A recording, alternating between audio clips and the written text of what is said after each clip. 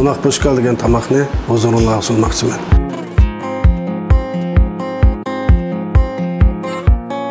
Ketadigan materiallar bo'lsa, kraxmal, qo'noq. Buningga dastlabki qadamda qo'noqni, qo'noq chechilib ketmaslik uchun yuqoriroq javurdan birga to'kib olamiz. To'kib olgandan keyin buningga kraxmal bilan qo'noq qurg'udek bo'lgan holatda elashtirib olamiz. Mana shu holatda undan bo'lsa qozonga moy esish bosqichiga ketdik. Ondan so'ng moyni mushu gradusda mana shunchalik qizg'an ahvolda buni pakiz quruq bo'lgan, ya'ni shu moy gangzimizga to'kib olamiz.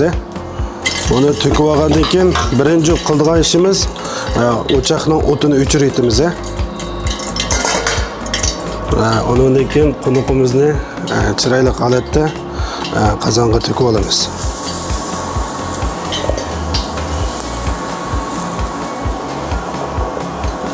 Shu holatda bo'ladi.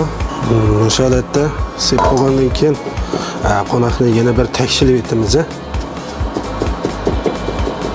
Qo'noqni tekshirib olgandan keyin bu bo'lsa suv, buning qo'noqning ustiga nepiz holatda suv urib etamiz. Suv urishning sababi qo'noq po'shkalimiz cho'g'ilib ketmaydi, texnik ching chiqish uchun. Buningga mayni tekshi asta hamma yuziga shu holatda may qo'yamiz.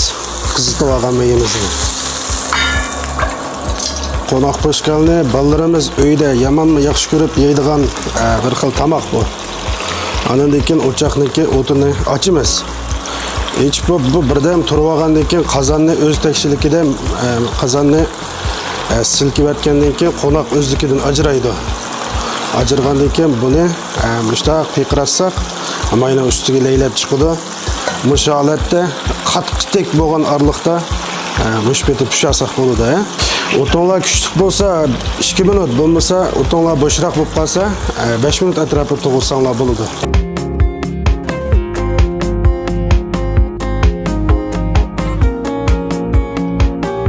Uyda qilsak bolalar bulan-talan qiytilgan tamoq bo'ldi-da bu. Oltin ranga sipsira chiqdi baba. Mana. Shunchalik ko'rkam, shunchalik yeyishlik. Mana. Uydagi bolalar qipirish eng qulaylik, eng yaxshi tamoqda bu. Buningga mushtaq yuziga bir qavat Bolalarimiz men yaxshi uramiz. Mana bu bo'lsa cho'kili ranglik.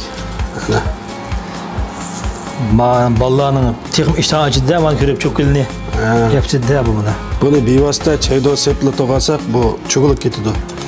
Beshida bir chetni kesib olamiz buni. Kesib olgandan keyin mayoqni tutib olib, yana bir chetga uramiz pichoqni, chaydoni.